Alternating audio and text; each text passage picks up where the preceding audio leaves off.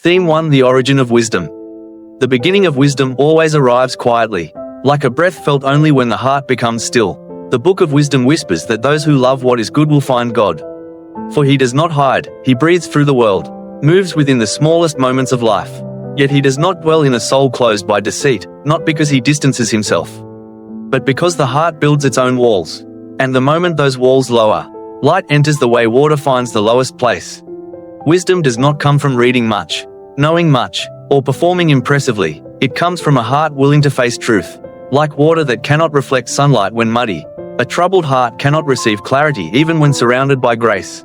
But when the water clears, light appears. So it is with the soul, not lacking God's presence, but obscured by inner noise. When the soul becomes honest again, we suddenly realize God had been near all along. This world convinces us that we must be strong to survive, yet wisdom tends to choose those who are humble enough to listen.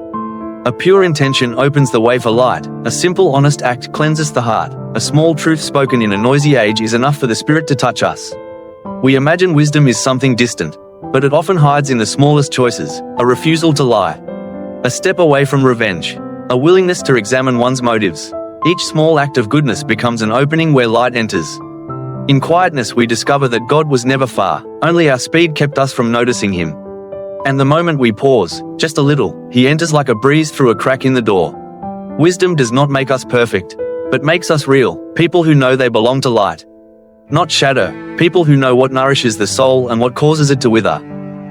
We often think we must know every answer, but wisdom teaches that if the heart remains honest, the answers will come. We think God is silent, but wisdom reminds us he has spoken already. We were simply not quiet enough to hear. We believe we must change the world, but wisdom begins with changing the room inside the heart. And in the end we understand, wisdom is the capacity for God to pass through one's soul without meeting a single wall.